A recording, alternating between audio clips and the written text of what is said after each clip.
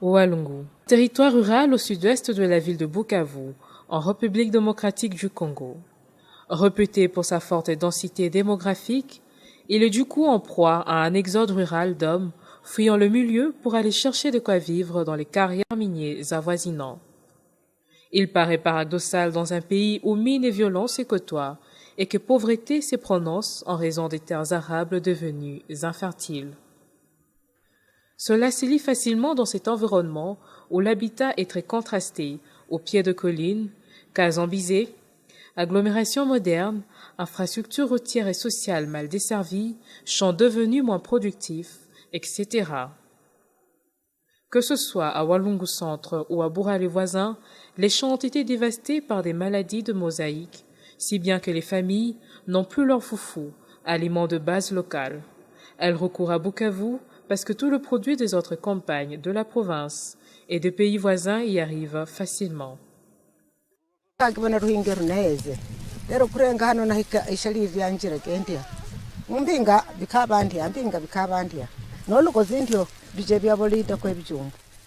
vinyabe vinatoka mwa ile shamba. Hata na maragi ilishakatala. Nilipanda maragi mwai mwezi yenyewe walipanda lakini maragi saa iliota ikakauka yote. Avec leurs faibles revenus, les femmes agricultrices s'adonnent au petit commerce et font les transactions difficiles entre la ville et leur village. Mais qu'étirent-elles comme profit alors qu'elles sont déjà parties avec de capitaux très dérisoires? Nilimaliza mwezi mzima na lala ajala na niko na shamba. Nilikuwa naenda mshamba lakini natoka mshamba sileti hata mimi wenyewe watoto wataweza kula. Mimi nikasikia ajala nikasema ase watoto watakufa mu nyumba. Ndio nikakopesha franka kisha nikaenda kule Mashinji. Na hata na Mashinji nako kuko shida tu. Juu nilileta hata saki ya miogo niliuza 500. Lakini nienda kata siwe kama 200. Nikaomba. Banaenda kama Mashinji. Sasa nakuya Mashinji tunawauzia. Tunabeba na shie musoko. Nilikuwa naenda Rubimbi, nikaacha vya Rubimbi mashinani, mozaiki akaenda Rubimbi. Mpaka hivi sasa ninaanza tangulia.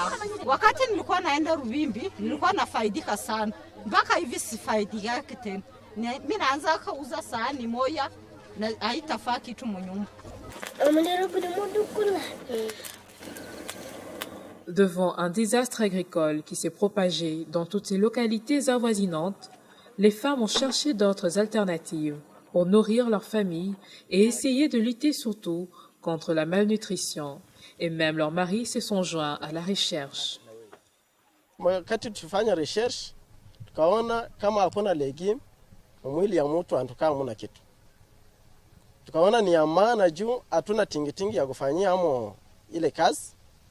Tukajikonsantre kila mmoja akamate parti kidogo kwake. Kusudi angalie gisi anaweza fanya ile jardin pale. Ile mazao kidogo kidogo yenyewe recolte, unapasha angalia utakula ya namna gani, na utauzisha ya namna gani kusudi mwaka kesho unapata mbegu tena. Ni rulonzi zeni ruburunzi kone mpere de mindi frawane.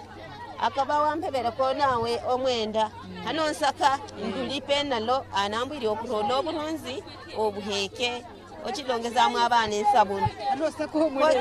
Eri sakantia kana ere magana gani abiri na hesire na magana gagi ashara eri nagahona namubire naho nyiri kilona patriolo anachibimbwira rola kazi ogende loleri ulolo ahonyire lwachibi faidika lugaluki hali aliro hondo lundi orugende kera muntu boburusa kezi lenga zirundi.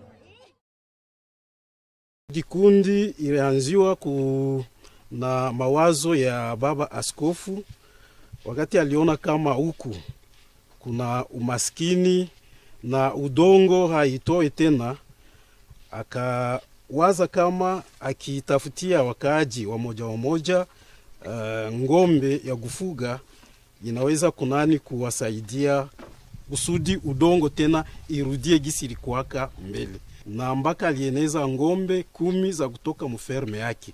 Mpaka hivi tuko sasa na ngombe 37.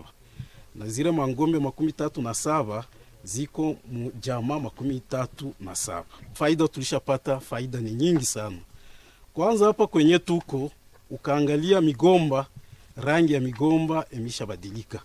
Kwa juu hapa inakuwa kabla mwaka moja anduka mbele ngombe ifike hapa haiko ndio rangi ya mandizi Gisi leo tuko tunaona gisi vinatipuka, na ngambo ya mashamba kote kwenye kuko ngombe wote waliaidia kama nduka mavuno iliongezeka.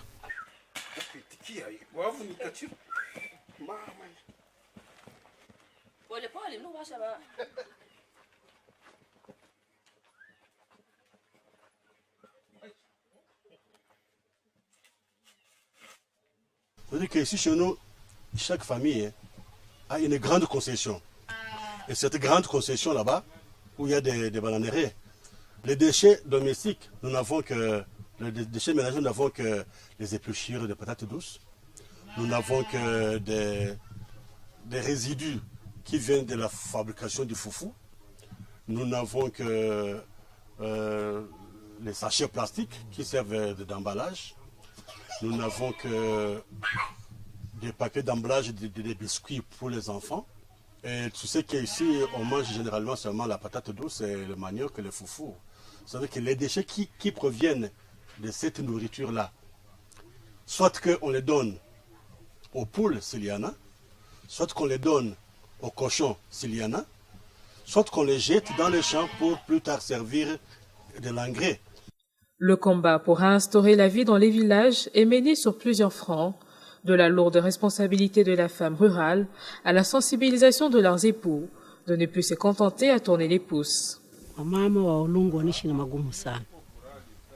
Magumu yao ni kuona wapeke sasa wanaanza kuvamia ndani familia zao. Mama ataamka asubuhi, atarisha watoto kwenda kwa masomo. Mama anaamka asubuhi, anatayarisha baya naacha kumgini, anaenda kushamba. Na kule kushamba, ataenda kushamba hatapata kitu, na mubidi aenda anatafuta fasi yote kusudi watoto bakule. Baba washashindwa sana na kuna responsibility yao. Wengi kuona hawana kazi wanashindwa kabisa. Kuona mama anajibaze na kutembea na kukimbia kuna huko kusudi mtoto kule. Sio kama ni complex njoo wanakuwa nayo. Anasikia press anakuwa complex. Anaenda zake swati anaenda Burega, asenda tafutia jamaa. Kufika kule kuna saa atapata kitu, kufika kule kuna saa atakufia kule na wale waraia mtumbuki, kufika kule kuna saa anashindwa kurudia kwa toka kufamii. Wengine wanashindia tu kucheza mangoro, wengine wanashindia kupombe.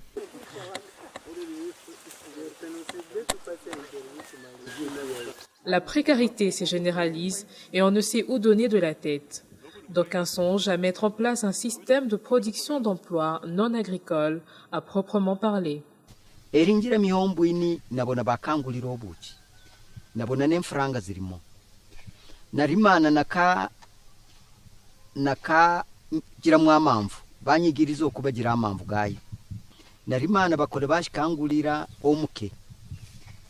Narimana ngolantamire ndimane bampyo lufaranga ndulipiri abana amasomo. Narimana ndakiri nahangayika ndana kilonza kandi kasi. Naguhikene ko kasi ngolangira ngolambo nabarenga ahandi hoshi bali nonza mpumba he obuki. Eri nagatwa ebidoyani banambe $1 igana nani. Eri igana nasharu. Kachirwa kalegerera ali biro kasi kakabonezo mfranga. Si nous manquons les travaux à faire.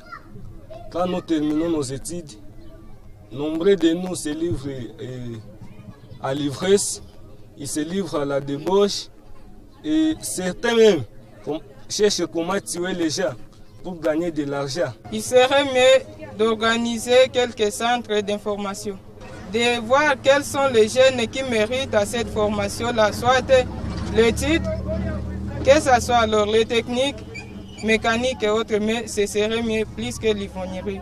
Tous ces jeunes-là qui sont vraiment majoritaires, ils ont un problème de manque d'encadrement, un problème également de manque de métier, parce qu'il y en a, tous n'ont pas été à l'école, et même ceux qui étaient à l'école, souvent, ils n'ont pas de travail. Alors pour encadrer toute cette jeunesse-là, nous avons pensé à des projets. D'abord un projet de création d'un centre sportif, parce qu'ici le sport rassemble beaucoup de jeunes, même des adultes. Alors quand il y a des activités sportives ici, ça nous évite la délinquance des jeunes, ça nous évite beaucoup de problèmes pour la jeunesse, l'alcoolisme et autres choses. Alors c'est pourquoi nous avons pensé à encadrer tous ces jeunes-là dans un centre sportif avec des programmes bien précis.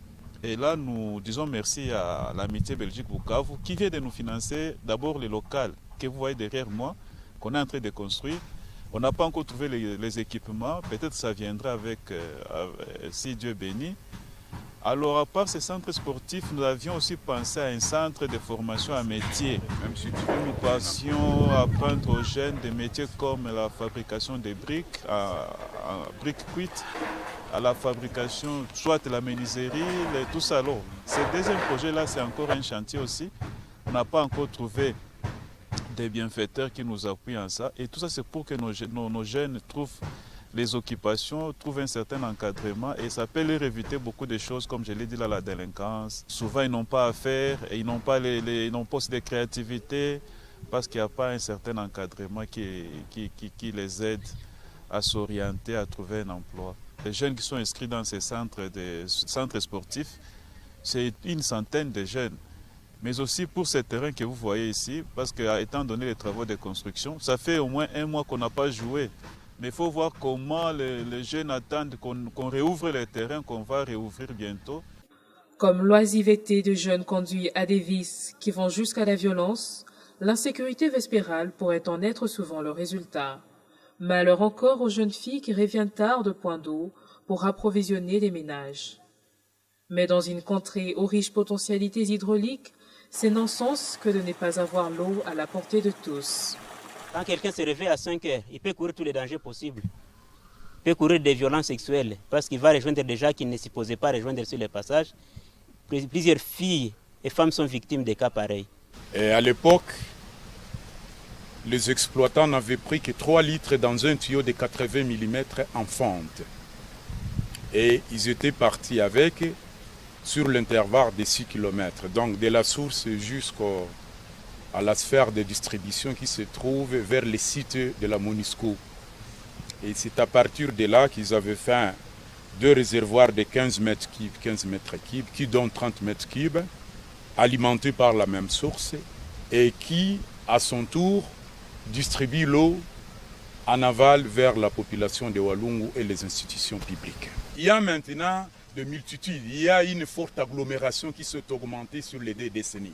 La population n'a plus une quantité suffisante pour les alimenter. Raison de plus, on parle de la réhabilitation de l'addiction totalement.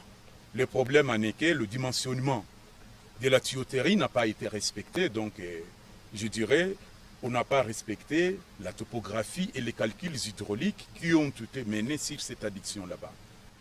Cette nouvelle vision de l'ingénieur hydraulicien vient-elle répondre aux problématiques que posent les femmes ménagères? Les conflits ne cessent de se poser. Quand vous allez dans différents villages du centre ici, là où la population est déjà abondante, il y a des problèmes d'eau qui se posent.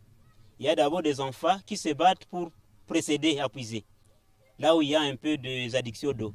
Maintenant, comme il y a peu d'addiction d'eau, mais les bénéficiaires sont nombreux, maintenant, celui qui précède qui et à quel moment, et les enfants se battent pour ça, il y a vraiment des fractures et autres qui se produisent, et plusieurs cas sont gérés dans des tribunaux ici.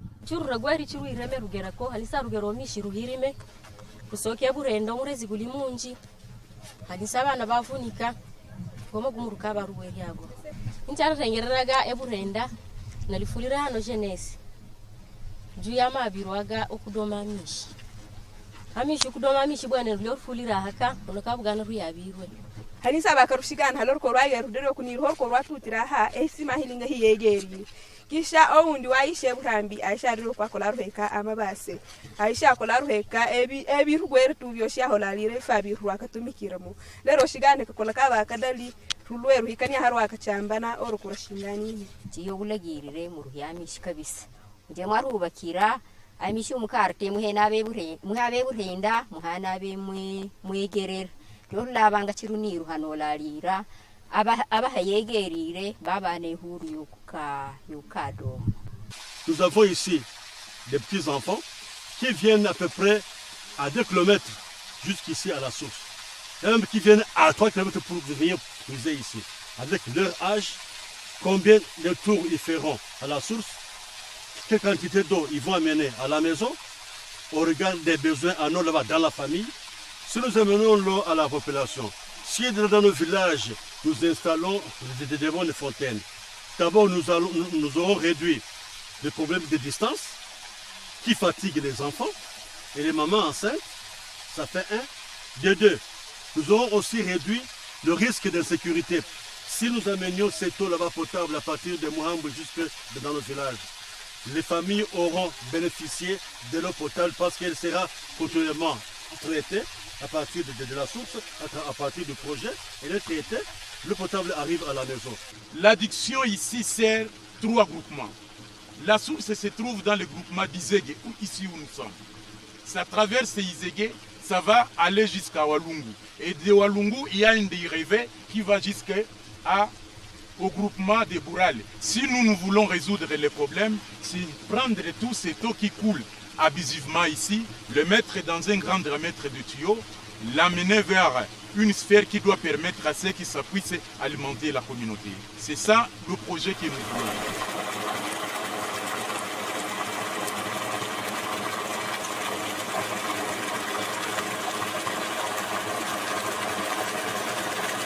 La première nourriture à donner à un malade, c'est l'eau. Le premier médicament à donner, c'est l'eau en même temps. On peut avoir des infections liées au manque d'eau. C'est-à-dire que quelqu'un peut venir avec la malaria, par exemple, au niveau de l'hôpital, mais il en sort aussi avec la diarrhée. Et ironie du sort, quand on a la diarrhée, le traitement, c'est la réhydratation. C'est-à-dire qu'il faut qu'on puisse vous donner encore de l'eau, mais pas de l'eau de robinet, mais des sérums. Ici, chez nous, nous fabriquons les sérums. Et il faut qu'il y ait l'eau pour fabriquer, pour distiller l'eau. Il faut qu'il y ait l'eau. Donc, vous comprenez que non seulement que l'eau entraîne des maladies diarrhéiques, mais le traitement, c'est encore l'eau qui n'est pas là. Donc, vous comprenez que la finalité, peut-être, c'est les décès. Ça, c'est au niveau institutionnel. Mais aussi au niveau de nos malades, il y a beaucoup de malades qui arrivent déjà avec les problèmes d'eau. Il y a d'autres qui développent ces maladies ici même au sein de l'hôpital. C'est-à-dire qu'ils ne sont pas venus avec des problèmes de maladies d'origine hydrique, mais c'est au sein de l'hôpital qu'ils développent ces problèmes par manque d'eau. Quand nous sommes dans un milieu pauvre, les malades ne payent pas, mais ils sont encore exposés aux maladies. Plus on est pauvre, plus on est exposé et on n'a pas l'argent pour payer. Et il y a plusieurs solutions et à mon avis, la solution la meilleure serait la solidarité, c'est-à-dire la solidarité dans la pauvreté. Et c'est comme ça que la mutuelle de santé serait pour moi l'unique solution dans le contexte de pauvreté pour payer les soins. Mutuelle de santé ni msaada mkubwa sana kwa wakaaji. Ila ya kusikitika, wakaaji wengi sana hawajitie mu mutuelle de santé kama vile tungalipenda na kama vile ngalifaa.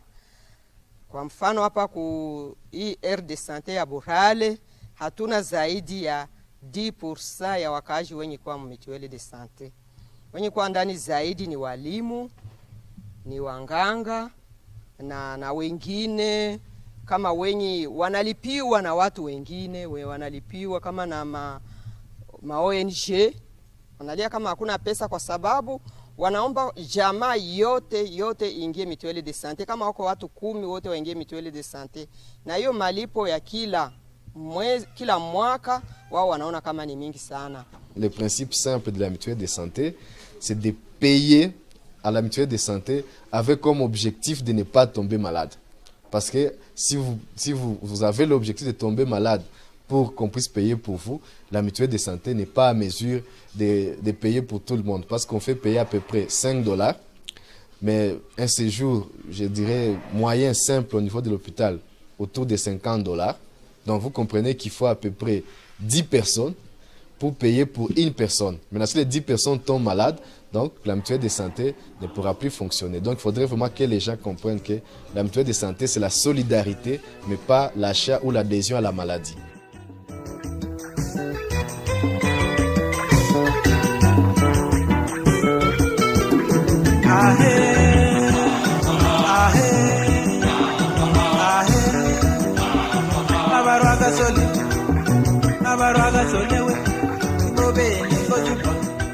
Bajishe banya mukenge uye mwali umudozi ahe